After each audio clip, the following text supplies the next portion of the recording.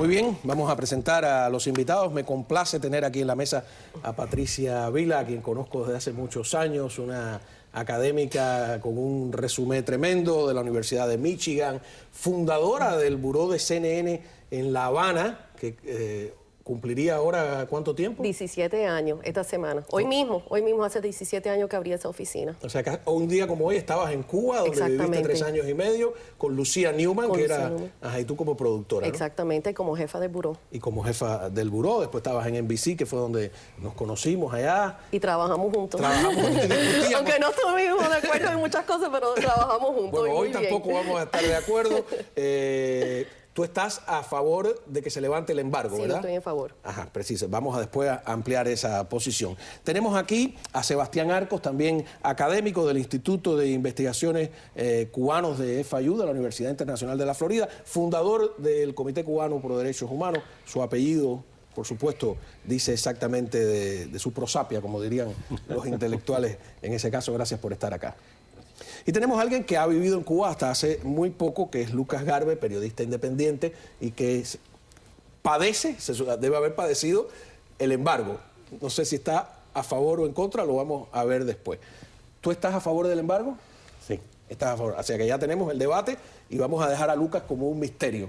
Ya yo planteé, por supuesto, mi posición y estás en plena libertad de decir... Por supuesto, me imagino que estás en contra de lo que he dicho. Mira, ¿por qué? A ver. Tú me conoces hace muchos años. Ajá. Tú sabes que yo respeto las opiniones de todo el mundo. Muy importante. Eso es lo Pero principal. Yo quiero hablar de una historia personal hoy. Yo empecé a ir a Cuba hace 20 años, cuando pasó lo de los Rafter Crisis, la crisis de los balseros. Y yo antes de ir a Cuba en ese año, en el 94, yo estaba con el embargo. Yo estaba al favor del embargo. Y después de hacer ese viaje con la CNN para cubrir esa historia, pude viajar por toda la isla, conocer a mi familia y hablar bien con los cubanos ahí. Y no te estoy hablando de la gente del gobierno, te estoy hablando de la gente del pueblo. Regresé totalmente transformada y con un cambio de opinión que dije, wow, esto tiene que cambiar. ¿Qué fue lo que más te hizo cambiar? Hablando con la gente. Porque la gente en la calle siempre me contaban y me decían, Pari, por favor, ¿por qué tú no puedes hablar con el gobierno cubano? ¿Por qué tú no puedes hacer más historia? Que nosotros lo que queremos es que el embargo se levante. Esto es una gran mentira. Los Castro siempre le están echando la culpa al embargo. Y nosotros queremos que se levante para que ya no tengan esa oportunidad de echarle la culpa a los americanos. Exactamente, vamos a parar ahí. Ese es uno de los argumentos clásicos contra el mantenimiento del embargo. Sí. Quitarle el pretexto parece tener lógica. Cuba utiliza ese pretexto permanentemente. ¿No te parece lógico lo que ella dice? El argumento es lógico hasta que se tropieza con la realidad del mundo, de cómo funciona el mundo. No hay un embargo de Estados Unidos contra Venezuela. Sin embargo, Chávez y ahora Maduro acusan a Estados Unidos de ser los culpables de todo lo que está sucediendo en Venezuela. Manifestaciones, muertos, miserias, escaseces. No hay un embargo. Estados Unidos, sin embargo, es el culpable. Estados Unidos es el culpable en Bolivia, Estados Unidos es el culpable en Ecuador. Estados Unidos es el culpable por ser Estados Unidos. La realidad geográfica determina la realidad. Entre Cuba y Estados Unidos hay 90 millas. Si Estados Unidos levanta el embargo mañana, el gobierno cubano no va a tener el argumento del embargo, va a tener entonces el argumento de los 50 años que tuvo el embargo. O sea, el punto principal. Que tú dices que un pretexto se lo buscan, cualquiera. El pretexto es tener un enemigo grande y poderoso. Y Estados Unidos está aquí y esa realidad no la podemos cambiar, haya o no haya un embargo. Okay. Esa es la realidad. Lucas, tú serías ese cubano de a pie al que ella conoció. Si te hubiese preguntado a ti, yo no sé, Lucas, cuál es la posición, así que es una carta misteriosa para mí. Te hubiese hecho esa pregunta como ciudadano de a pie desde dentro de Cuba. ¿Tú estabas a favor o en contra del embargo? Primero que todo, yo le respondería a Patricia, con esa sonrisa encantadora que ella tiene, que yo sí estoy a favor del embargo porque es necesario. Primero, es necesario por lo siguiente, y en parte ya Sebastián avanzó un poco mi respuesta, y te voy a decir la otra parte que yo creo que le puedo complementar, es que el gobierno cubano usa a las personas, a la población civil, a los que padecen ese famoso daño colateral, para que hablen con estas personas que vienen de Estados Unidos, que tienen relaciones con los medios, para que digan, ay, y que lloren y le digan, hay que acabar con el embargo, a ver si somos felices, porque el embargo nos hace infelices, mientras que el verdadero embargo, quien lo tiene es el gobierno cubano contra el pueblo cubano. Un argumento en contra del embargo es, o del bloqueo, como le dicen en Cuba, es el autobloqueo, ¿no? Que supuestamente, o sea, ¿has oído hablar del autobloqueo? Sí. Ajá. ¿Qué te parece esa tesis? O sea, es el gobierno cubano el que le tiene un bloqueo a los ciudadanos cubanos que no les permite negociar. Es decir, está pidiendo libertad de comercio para el Estado y no se la da a sus propios ciudadanos. Ahí hay una contradicción. Eso estoy de acuerdo, estoy totalmente de acuerdo. Pero yo vine aquí hoy para hablar que quiero que se levante el embargo. Ajá. Y como yo te conté a ti, yo sé que tú me conoces desde Cuba hace 17 años, estoy de acuerdo que se levante. ¿Por qué? Porque con todas esas personas con quien yo hablé, y no son personas que me pusieron el pueblo, el gobierno cubano, porque yo tuve libertad de prensa. Yo sé que en esta ciudad especialmente las personas tienen dificultades para creer que nosotros tuvimos libertad para viajar toda la isla y hablar con todas las personas que hablamos. Te lo estoy diciendo, aquí sentada hoy, 17 años después, que la mayoría de las personas con quien yo hablé los dijo, por favor, el embargo se tiene que ir, porque esto me está afectando, porque el gobierno cubano se está quejando por ciertas cosas de esa manera. Y una vez yo me pongo a pensar, por ejemplo,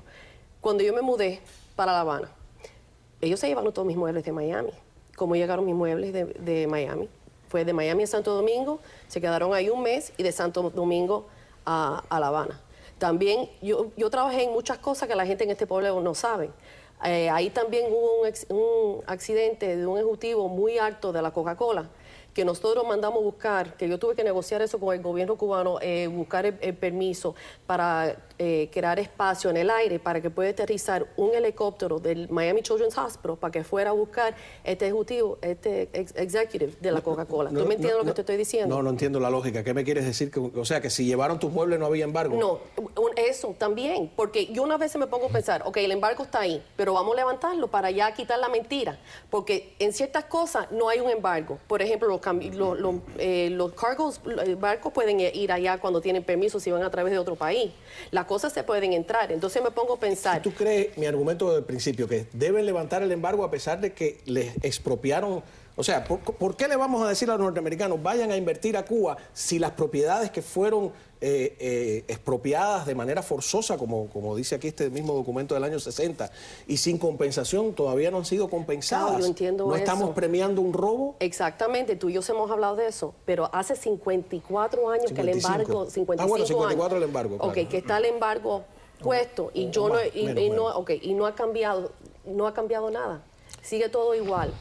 En mi opinión, que yo viví ahí, que hace 5 años que no voy, que hace 20 años que estoy viajando, que soy nacida en este país y me conozco las dos historias, los dos extremos muy bien.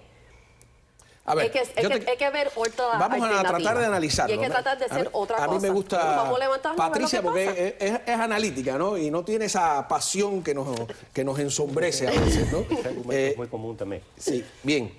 Yo tengo aquí un documento que se ha convertido pues en un resumen del fracaso del gobierno cubano, que es la Ley de Expropiación de la Propiedad Privada en Cuba, firmada por Dorticós como presidente de la República y por el señor primer ministro, que era Fidel Castro. Y está por grupos, es la primera vez que hacen expropiaciones. En la Ley 890 nacionalizan la banca, le quitan el dinero a todo el mundo, y en la otra ley empiezan a nacionalizar. Ingenios azucareros. ¿Por qué no hay azúcar en Cuba hoy en día? Tú vas a ver, tengo la lista. ¿Tú sabes cuántos ingenios azucareros había en Cuba en el año 59? ¿No? Y la mayoría no eran, como dicen norteamericanos, 105 centrales azucareras. Mira la lista, ¿eh? La lista es gigantesca, desde Central Bahía Honda, El Pilar, La Francia, Carmen Rita, Bramales, Adela. Una cosa increíble. Hoy por hoy, y ellos dicen aquí en el preámbulo que ellos hacen todo esto porque el Estado va a administrar mucho mejor que las empresas privadas esas propiedades y va a poder satisfacer al pueblo mejor en sus necesidades. 50 y tantos años después, la industria azucarera ha desaparecido en manos del Estado. O sea, ¿quién tiene la culpa de eso? ¿Quién tiene la culpa de ese fracaso? ¿Por qué en Cuba no hay malanga? ¿Tiene el embargo algo que ver con que en Cuba no haya malanga? Todos sabemos la respuesta de esa pregunta. O sea, el argumento de que el pueblo cubano sufre necesidad y miseria por culpa del embargo es una falacia, es un argumento vacío. Mira no tiene justificación. Mira esto otro, disculpa Sebastián. Aquí tengo grupos destilerías, destilerías, 18 destilerías. José Arrechavala, los pobres que andan por aquí todavía, destiladora San Nicolás, destiladora Paraíso, todos son nombres hispanos, no norteamericanos. Bueno, las destilerías. Bebidas alcohólicas, hay 6 gigantescas compañías, empezando por el ron Bacardí, que fueron eliminadas. Derivados lácteos, ahora que no hay leche en Cuba, pues había 5 gigantescas fábricas de cadena nacional dentro del país, la lechera de Cuba, la eléctrica industrial, oye, y por ahí el parque industrial metalurgia, textiles, 61 empresas gigantescas de textiles. La familia tuya tenía una curtidora de pieles. Una curtidora de pieles que abastecía a la fábrica de zapatos que se llama Tenería. Entre ellos Amadeo. Tenería. Una tenería. ¿No? Gigantesca. ¿Qué se hizo de la tenería esa? Desapareció, ¿no? Cogían las pieles. Sin compensación. O sea, ¿quién tiene la culpa de eso? Vamos a una pausa y regresamos con la respuesta enseguida.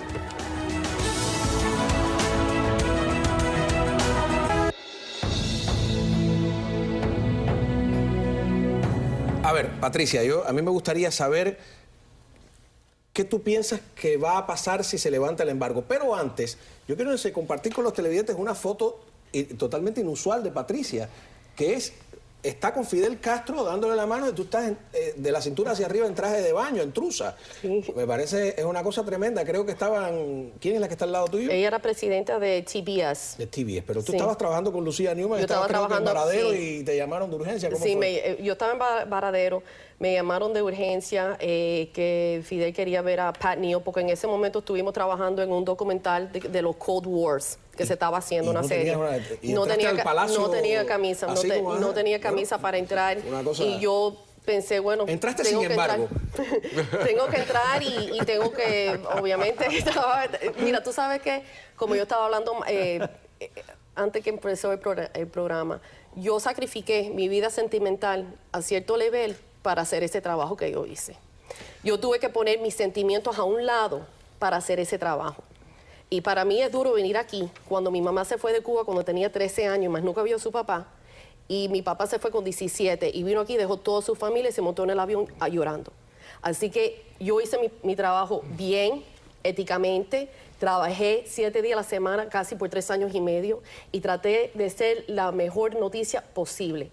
Que hasta el otro día, en los últimos años, me he mantenido con un low profile, porque viviendo en Cuba en esa época, nosotros tuvimos amenazas de bombas en la oficina, amenazas de bombas en un carro, y cuando tú eres una mujer joven, de 27, allá en Cuba, pero las llamadas estaban viniendo de aquí, porque el gerente del Melia Coiba, que de La Habana Libra, que los hoteles se manejaban de los Melia Coiba, habló con los dirigentes de los CNN y dice, aquí están entrando diariamente amenazas de bomba que van a poner en la oficina y los van a poner en tus carros. Así estuve viviendo 6 meses, con 27 años, que no fue nada fácil. Pero bueno, como todo el mundo que me conoce bien sabe que Cuba es mi pasión. ¿Qué tú piensas que va a pasar? Porque no tenemos nada más media hora. Levantaron el embargo hoy. ¿Qué gana el pueblo? Bueno, tratar de tener una libertad. Tratar de tener que el régimen no le esté echando la culpa a los Estados Unidos por los problemas que tiene. Tratar que los americanos vayan a Cuba a entender. Porque créalo o no, hasta este día las personas me preguntan sobre Ilian. Yo no entiendo muy bien qué es lo que pasó con Ilian. ¿Por qué las personas en Miami no querían que Ilian regresara con su papá? Esa pregunta todavía me la hacen. Así que, y yo quisiera ahora, que la viera... experiencia, Patricia, y a lo mejor él que estaba en Cuba, no ha dado que cada vez que Cuba tiene un alivio económico, lo que hace es apretarle más la mano, ¿no? Hay mucha gente que tiene esa impresión. Cada vez que Cuba tiene un alivio económico, lo que hace el régimen es apretarle la mano a la disidencia. O a la oposición. No quiero parecer descortés con la dama y decir que se va a apretar más la mano, porque tampoco tengo una bola mágica. Pero como tú acabas de decir, el régimen, al tener un trato más cordial de parte del extranjero, y si levantan el embargo, Mi pregunta es, ¿se beneficiará el pueblo cubano? Porque el sistema económico, el embargo no lo va a solucionar, el embargo no le va, se acabó el embargo, no le va a poner una tubería ni de dinero ni de alimentos para el pueblo de Cuba. Incluso los alimentos posiblemente sean más caros todavía. Entonces, ¿cuál es el beneficio del pueblo de Cuba si se termina el embargo? Te repito lo que dije desde el principio, para mí lo importante es que el gobierno quite el bloqueo que le tiene al pueblo cubano, que pueda ser libre, que tengan derechos humanos, que tengan derechos y tengan libertad de comerciar. Libertad de empresa, de fundar asociaciones, de hacer gremios, de florecer la vida de la sociedad civil, que es lo que hace falta, que el tejido de la sociedad civil cubana, que se perdió cuando empezaron a expropiar todas esas y rompieron ese tejido social e industrial, que es espantoso leer eso. Yo le recomiendo a todo el mundo. Leer eso da dolor. Usted pone en internet Osvaldo Dorticós Torrado, expropiación de propiedades 1900... a ver exactamente, 1960. Y esto es un inventario de lo que había en Cuba y que ha desaparecido por completo, expropiación de la propiedad privada en Cuba. Ahora, la discusión del embargo necesitaría mucho más espacio, más tiempo de discusión, es como muy genérico la discusión, ¿no?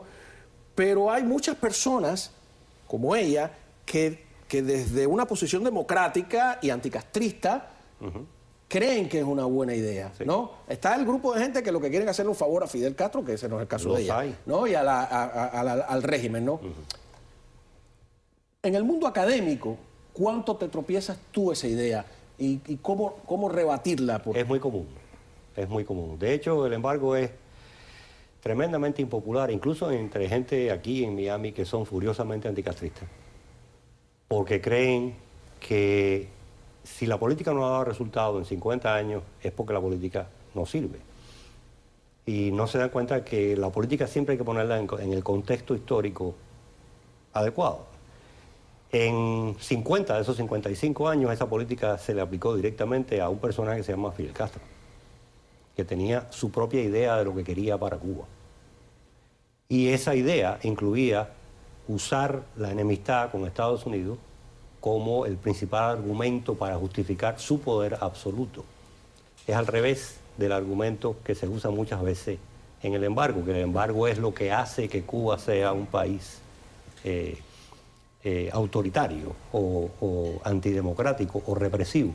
En realidad es al revés, es completamente al revés. Ya Fidel Castro no es la figura que era antes, sigue vivo, que eso es importante. Parece que no, pero es muy importante. En Cuba es un país que está en transición, de un hermano a otro hermano.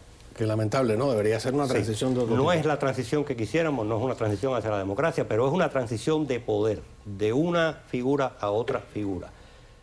Las figuras históricas determinan la historia y cambian la historia. Por lo tanto, de la manera en que funcionó el embargo durante 50 años contra Fidel Castro no es necesariamente de la misma manera que va a funcionar con Raúl Castro. Y yo me atrevo a hacer una predicción. Cuando entierren a Fidel, las cosas se van a empezar a mover mucho más rápido de lo que nos imaginamos. Y Raúl Castro va a buscar abiertamente que le levanten el embargo. Sí. Ahora, Kerry hoy está amenazando con sanciones económicas por los crímenes que se están cometiendo en Venezuela. ¿Son o no son efectivos? ¿Por qué para Sudáfrica sí es efectivo el embargo? ¿Por qué para otros regímenes sí son efectivos? Y los mismos que piden sanciones económicas para unos regímenes pide que se levante para Cuba. ¿No hay una contradicción en eso? Bueno, pero, Camo, imagínate, yo personalmente cuando miro el mundo, cuando miro al globalization que hay, cuando trato de pensar en lo que está pasando en los distintos países, no los puedes comparar todo igual. No se puede comparar todo igual, porque todos tienen problemas diferentes, todos tienen culturas diferentes, y cada país se tiene que manejar en una manera mirándolo solamente bilateral, de un país a otro. Y quiero decirte que estoy muy de acuerdo contigo. Yo pienso que ya cuando Fidel no está en el poder, eso va a cambiar. Que yo te dije antes de empezar el programa, mi intuición como se pusieron de acuerdo. No nos pusimos de acuerdo. Vamos a una pausa y regresamos enseguida aquí.